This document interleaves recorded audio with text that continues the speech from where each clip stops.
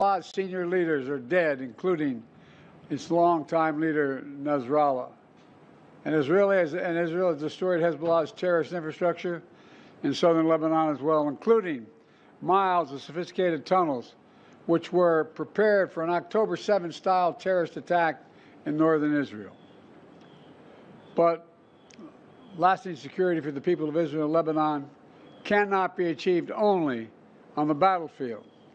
And that's why I directed my team to work with the governments of Israel and Lebanon to forge a ceasefire, to bring a conflict between Israel and Hezbollah to a close.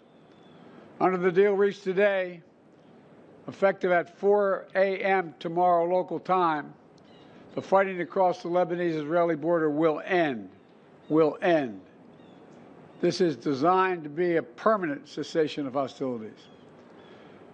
What is left of Hezbollah and other terrorist organizations will not be allowed, I emphasize, will not be allowed to threaten the security of Israel again.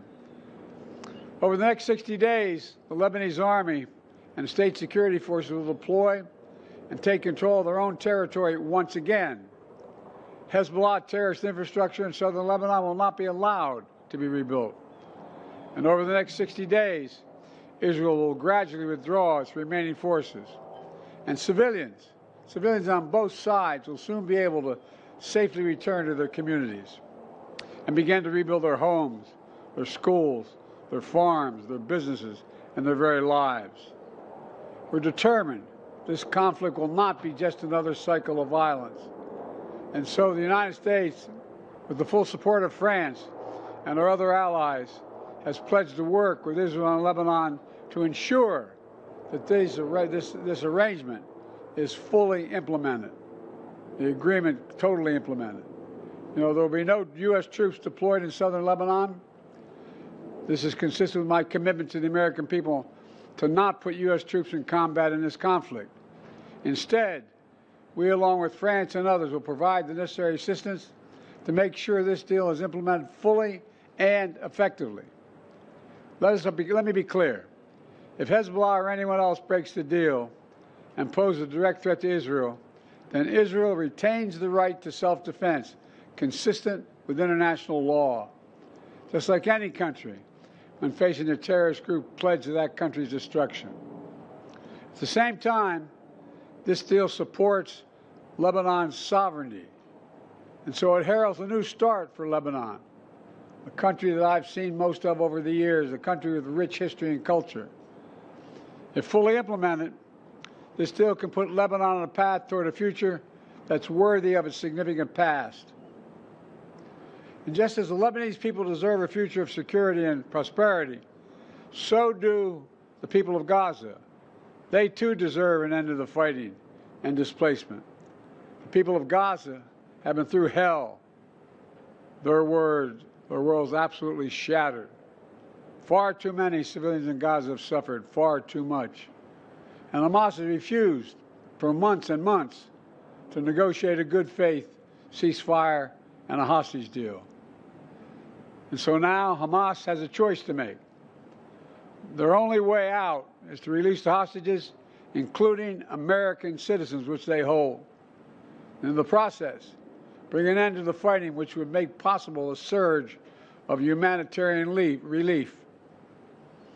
Over the coming days, the United States will make another push with Turkey, Egypt, Qatar, Israel, and others to achieve a ceasefire in Gaza. With the hostages released and the end of the war without Hamas in power, that becomes possible. As for the broader Middle East region, today's announcement brings us closer to realizing the affirmative agenda that I've been pushing forward during my entire presidency. A vision for the future of the Middle East where it's at peace and prosperous and integrated across borders.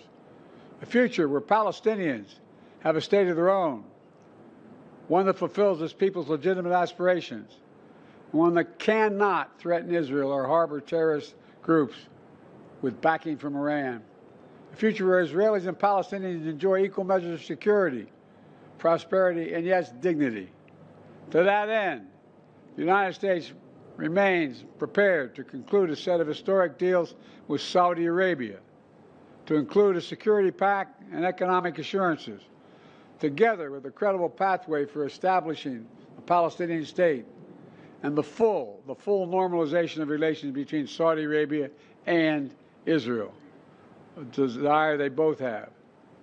I believe this agenda remains possible, and in my remaining time in office, I'll work tirelessly to advance this vision for an integrated, secure, and prosperous region, all of which strengthens America's national security. Getting all this done will require making some hard choices. Israel has been bold on the battlefield. Iran and its proxies have paid a very heavy price. Now Israel must be bold in turning tactical gains against Iran and its proxies into a coherent strategy that secures Israel's long-term safety and advances a broader peace and prosperity in the region. Today's announcement is a critical step in advancing that vision. And so I applaud the crazy decision made by the leaders of Lebanon and Israel to end the violence. It reminds us that peace is possible. Say that again, peace is possible. As long as that is the case, I will not for a single moment stop working to achieve it. God bless you all, and sorry to keep you waiting so long. May God protect our troops. Thank you. Get a ceasefire in Gaza before leaving office? Asked me that I get a ceasefire, and I think so. Praying. How is this push any different from the previous ones? You don't see that. It should be reported. But Mr. President, what have you told the new administration?